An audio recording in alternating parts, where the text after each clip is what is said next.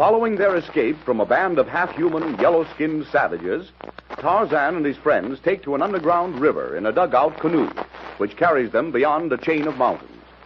Because of a waterfall, the party is forced to land and abandon their dugout. While seeking a means of reaching the river below the falls, they are ambushed and captured by a second party of yellow giants. Mounted on elephants, the entire company is transported to a distant walled city in the depths of the jungle. Upon their arrival, the ape man and his friends are left in a strongly guarded building, while Mungo, leader of the yellow men, goes to report to Atea, queen of the giant savages. During his absence, the captives are discussing the possibility of escape when the door opens and the giant Mungo re-enters with instructions to conduct the captives before the queen.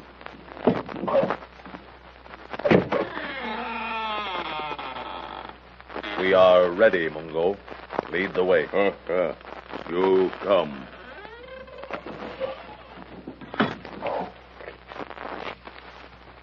What the devil? This ain't the door we came in. Careful of pitfalls, Tarzan. It looks harmless enough, O'Rourke.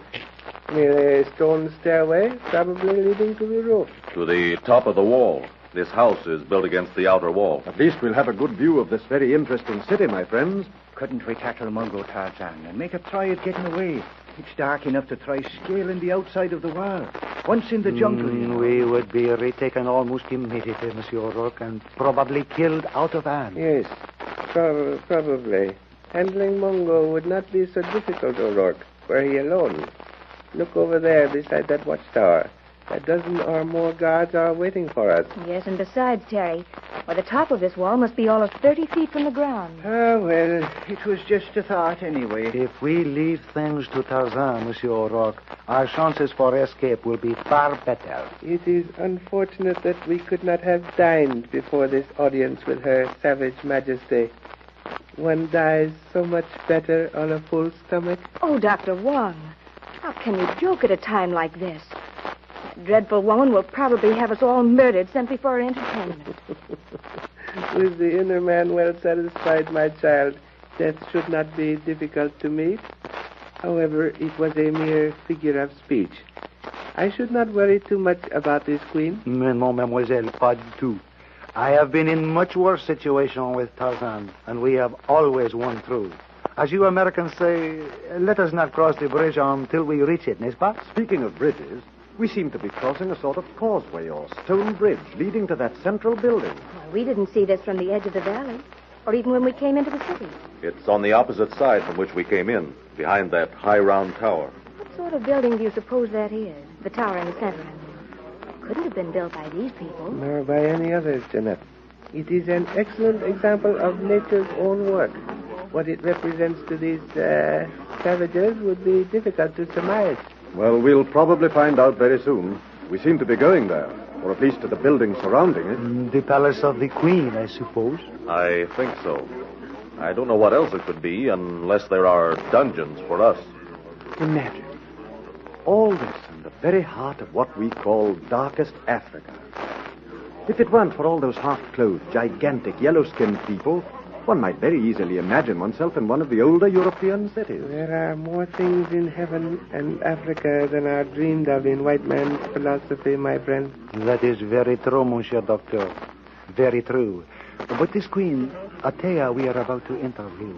As ruler of such a place as this, she cannot be entirely a sauvage. Exactly my thought, Lieutenant.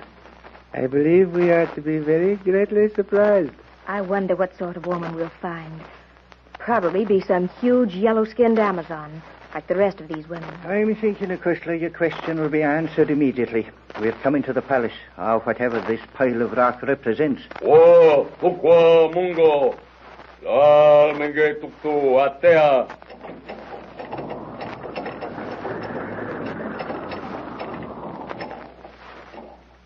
By Jove, Wong, look at those gates. On chains. The place is almost impregnable. Why, sir, that is true. Against anything but modern siege guns. Look, Tarzan. Not far now to Atea. You go in. Come. Darno, does this place remind you of another place you've seen not so long ago? These wide corridors, this high ceiling. You mean the Temple of Ashir? Yes. There isn't much difference between that and this. Where those corridors were gloomy and dark, these are well lighted.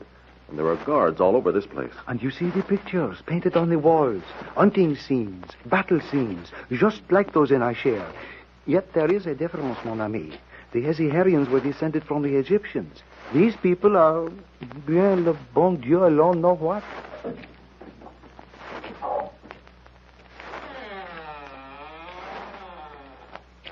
As O'Rourke says, Darno, we'll find that out soon enough.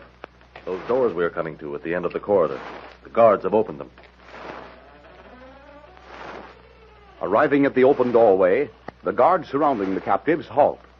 Led only by Mungo, Tarzan and his friends enter a large, brightly lighted chamber. Crossing it, they approach a low platform. Seated in a sort of throne on the platform is the glamorous, veiled figure of a woman. To right and left of the dais stand several giants dressed in short leopard skin tunics. At the waist of each hangs a long double-edged sword. In silence, Mungo and his captives approach the foot of the dais, where they halt. The seated woman rises slowly, lifts the long veil covering her entire form, and drops it at her feet. A little gasp of stunned surprise from each member of the white group as they stand and stare in amazement at the regally magnificent figure before them. The heavy veil, as it falls to the ground, discloses a form covered with a clinging gauze-like robe of white, cut to reveal arm, shoulder, throat, and breast of soft, ivory-tinted skin. A rope of diamonds encircles a slim waist. On small feet are sandals fastened with studs of gold. The woman's eyes are large and deep-set, dark and shadowy. A broad and noble brow, on which hair, blue-black as a raven's wing, grows low. The face is delicate with straight features. Surpassingly beautiful as Artea is, her face has stamped upon it a look of unutterable experience, of deep grief, of evil passions. For a long, silent moment she stands, gazing thoughtfully, first at one, then the other of the white group. Presently, in a voice soft and alluringly husky, she addresses them.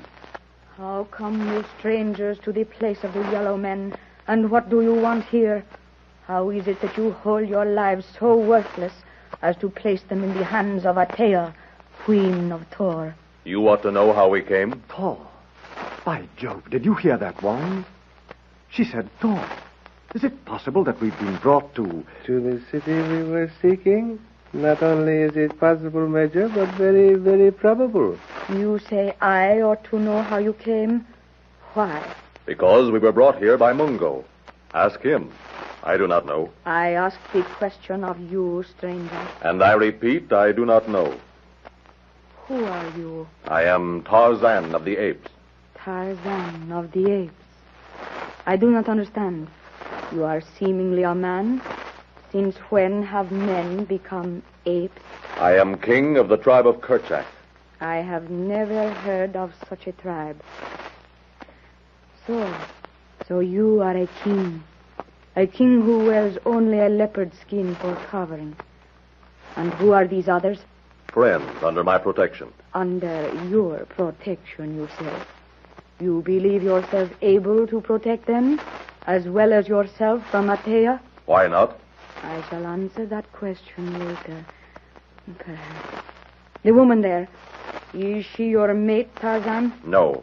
Why do you lie to Artea? I do not lie. There is no reason for it. Speak, woman. Who are you? I am Jeanette Burton. You are Tarzan's mate? Speak the truth, lest you regret it. Tarzan answered that question, Artea. However, no, I am not. Yet you are not without some beauty of face and form, and this Tarzan is a man. But no matter. You there with the narrow expressionless eyes, who are you?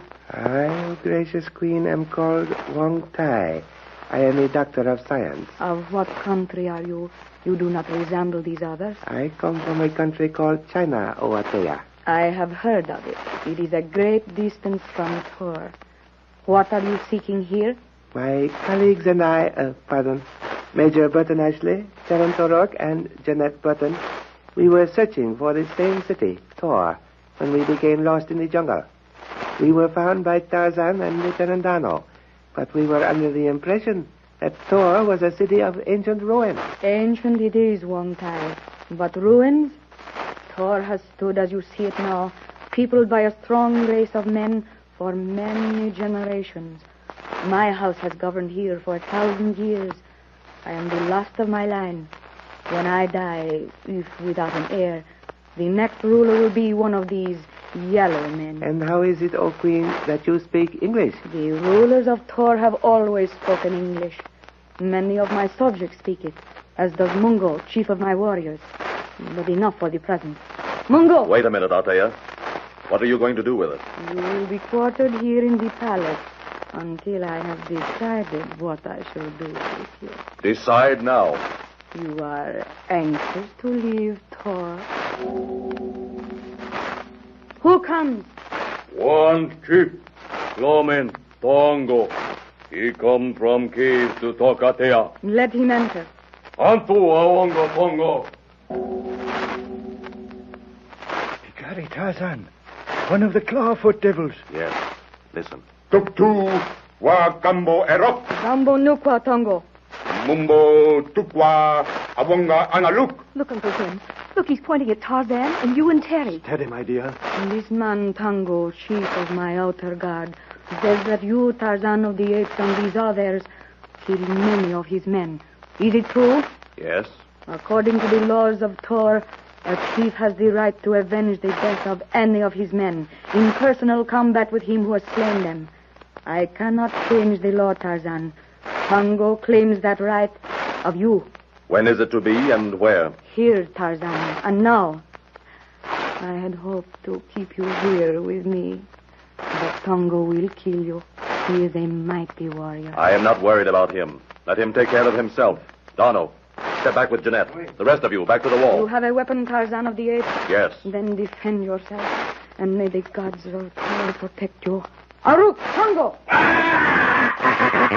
With a howl of rage, the yellow giant grasps his heavy cudgel in both hands, swings it high above